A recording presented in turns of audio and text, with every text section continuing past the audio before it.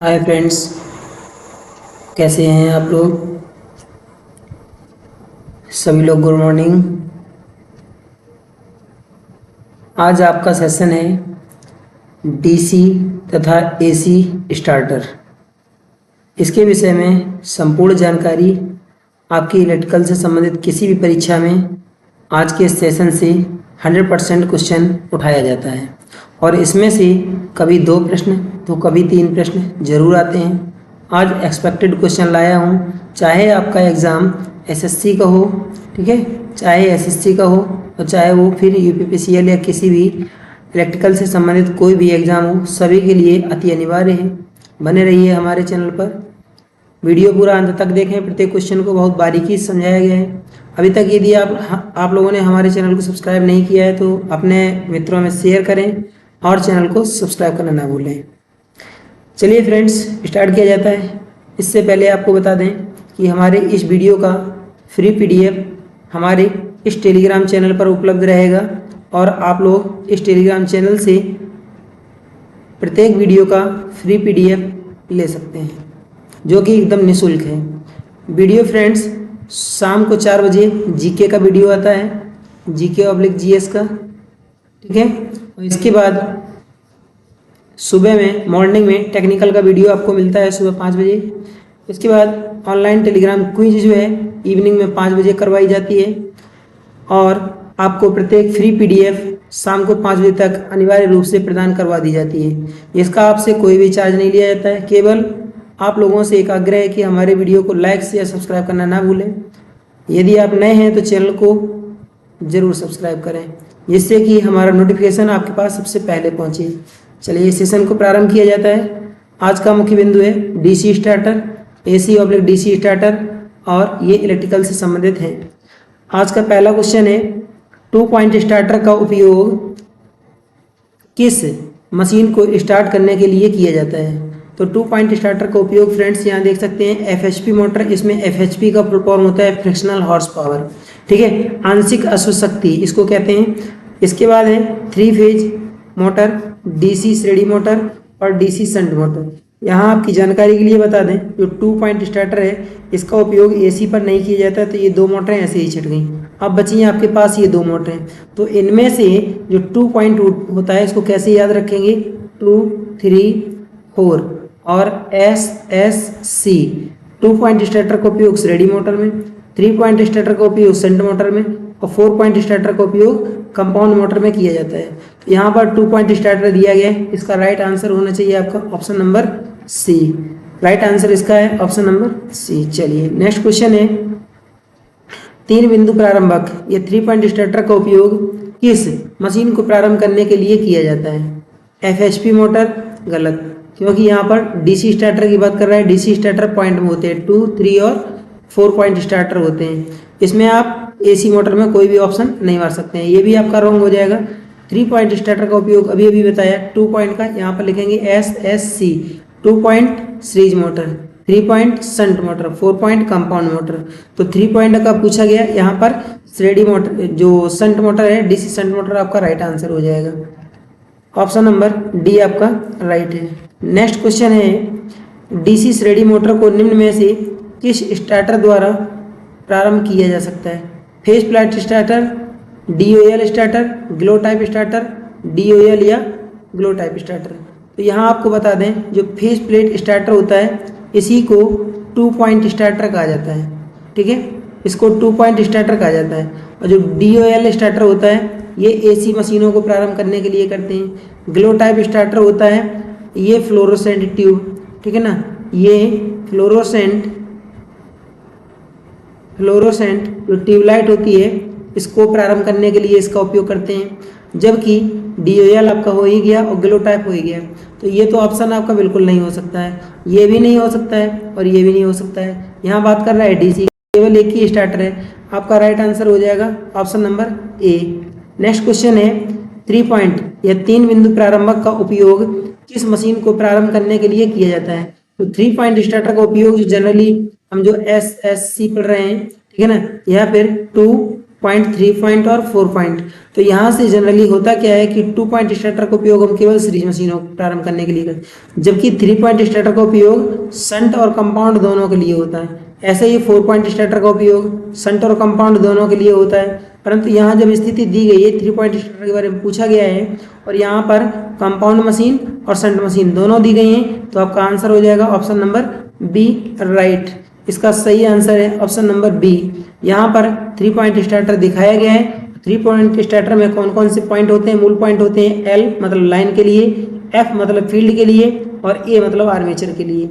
L से हम line को जोड़ते हैं जो प्लस होता है, ठीक है ना, और एफ जो होता है इसको हम फील्ड से जोड़ते हैं, मशीन की जो फील्ड होती है, ठीक है ना, और ए जो होता है ये आर्मेचर से जोड़ा जाता है।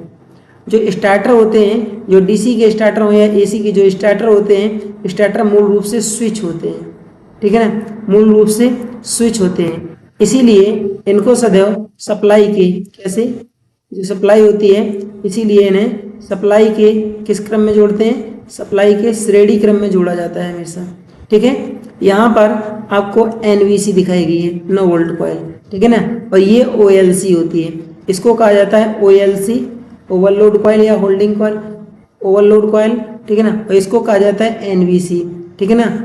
3 पॉइंट और 4 पॉइंट, जो 3 पॉइंट स्टार्टर हैं, 3 पॉइंट और 4 पॉइंट स्टार्टर हैं, ठीक है ना, 4 पॉइंट स्टार्टर हैं। 3 पॉइंट और 4 पॉइंट जो स्टार्टर होते हैं कौन कौन से? 3 पॉइंट, ठीक है, और 4 पॉइंट, इनमें ध्यान दीजिए।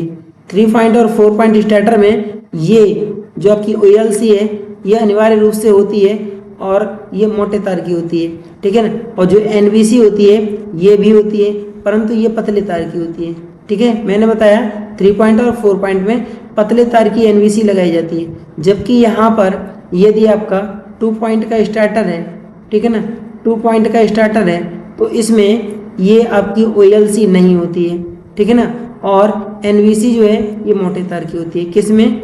2 पॉइंट स्टार्टर में मोटे तार की एनवीसी होती है, 3 पॉइंट और 4 पॉइंट में पतले तार की एनवीसी होती है, ठीक है। चलिए नेक्स्ट क्वेश्चन है 4 पॉइंट स्टार्टर।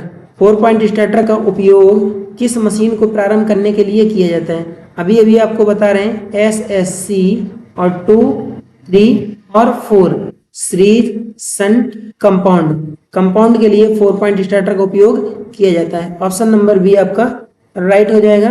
यहाँ देखेंगे 4 पॉइंट स्टार्टर यहाँ पर दिखाया गया है।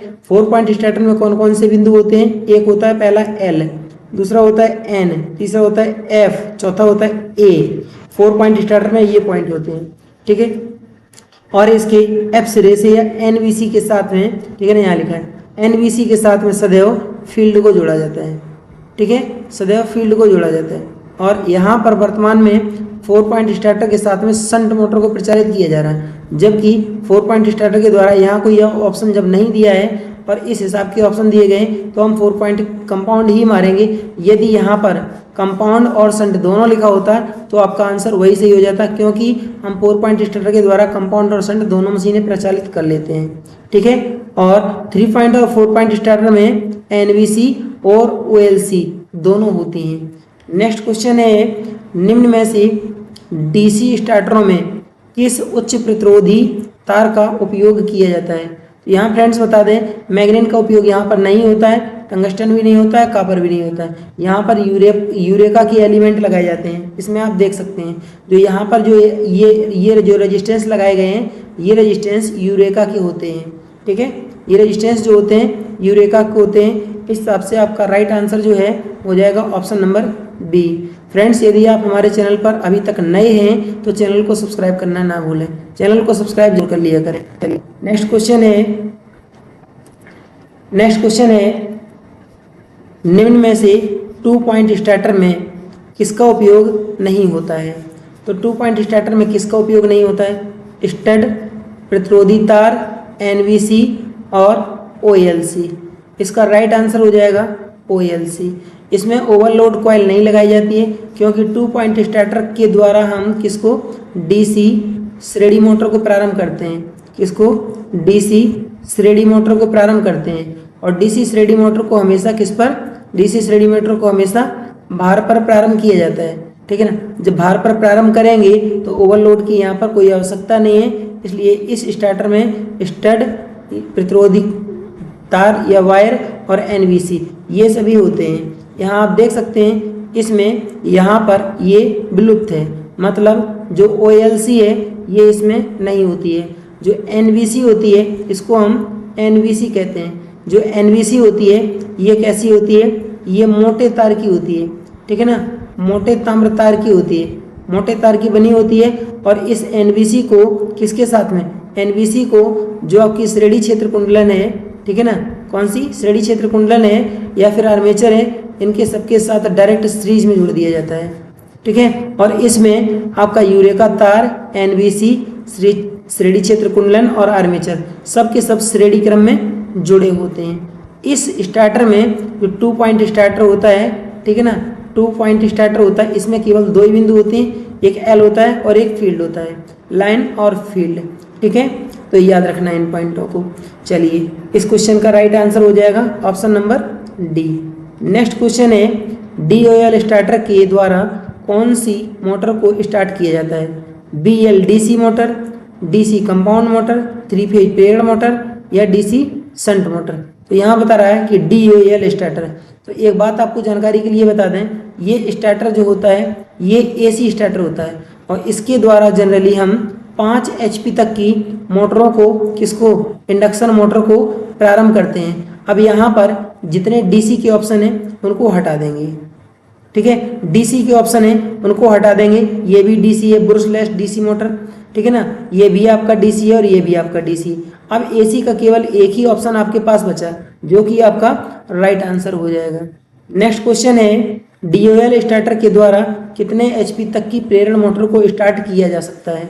यहाँ पर अभी अभी मैंने तुरंत बताया है कि हम जो DOL स्टार्टर होता है इसके द्वारा हम 5 HP तक की मशीनों को प्रारंभ कर सकते हैं। तो यहाँ पर आपका राइट आंसर हो जाएगा कितना, ऑप्शन नंबर C इसका राइट आंसर है। नेक्स्ट क्वेश्चन है स्टार डेल्टा स्टार्टर के द्वारा कितने HP तक की 3 फेज प्रेरण मोटर को स्टार्ट किया जाता है। यहाँ बता रहा है 3 फेज की प्रेरण मोटर और स्टार डेल्टा की बात कर रहा है। 50 HP से 100 HP, 20 HP से 200 HP, 20 HP से 25 HP या 5 HP से कितना, 20 HP। इसका राइट आंसर हो जाएगा 5 HP से 20 HP तक की मोटरों को कौन सी, AC 3 फेज की, ठीक है ना, AC 3 फेज की जो इंडक्शन मोटर होती है, ठीक है ना, 3 फेज की इंडक्शन मोटर होती है, इनको प्रारंभ करने के लिए। और इसमें स्टार डेल्टा के द्वारा, स्टार डेल्टा स्टार्टर के द्वारा हम केवल किस मोटर को प्रारंभ करते हैं, केवल हम पिंजरा, ठीक है ना, पिंजरा प्रारूपी मोटरों को केवल हम प्रारंभ कर सकते हैं, पिंजरा मोटरों को प्रारंभ कर सकते हैं, स्लिप रिंग मोटरों को नहीं, ठीक है, याद रखना। इसका राइट आंसर हो जाएगा option number D.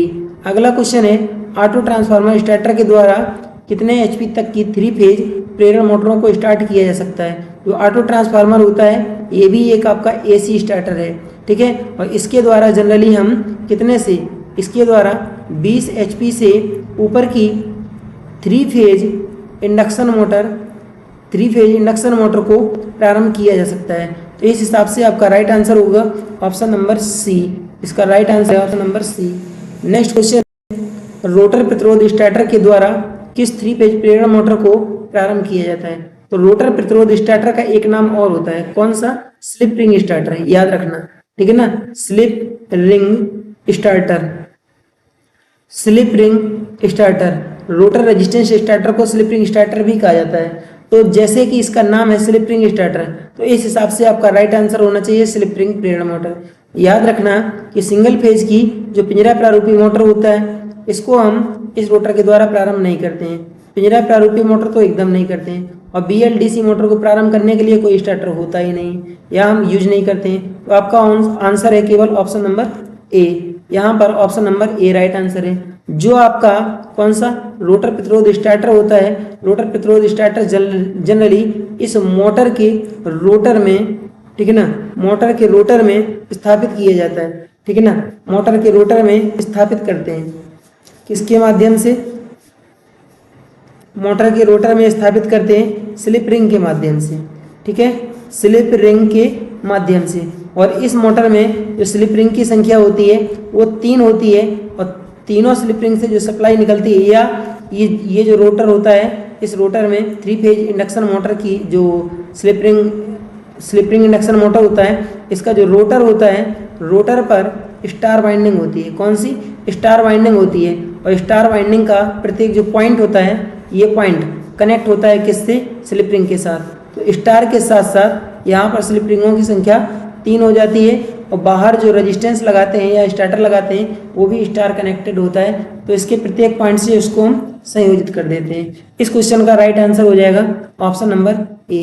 Next question है 5 HP से 20 HP तक की त्रिकला प्रेरण मोटर को किस स्टार्टर के द्वारा स्टार्ट किया जा सकता है? Star delta starter, DOL starter, इसका फुल फॉर्म होता है डायरेक्ट ऑनलाइन स्टार्टर, ठीक है, ऑटो ट्रांसफार्मर स्टार्टर या रोटर प्रतिरोध स्टार्टर। रोटर रेजिस्टेंस स्टार्टर का उपयोग हम, ठीक है, रोटर रेजिस्टेंस जो मोटर होती है इसका उपयोग हम स्लिप रिंग इंडक्शन मोटर के लिए केवल करते हैं। यहाँ आपका राइट आंसर हो जाएगा option number A. Star delta जो मोटर होती हैं, पिंजरा मोटरें, उनको प्रारंभ करने के लिए हम, ठीक है ना, जो है स्टार डेल्टा स्टार्टर का उपयोग करते हैं। और ये जनरली 5 HP से 20 HP तक की जो 3 फेज की इंडक्शन मोटर होती है, कौन सी? पिंजरा प्रारूपी, उनके लिए हम स्टार डेल्टा स्टार्टर लगाते हैं। इसका राइट आंसर हो जाएगा ऑप्शन नंबर ए।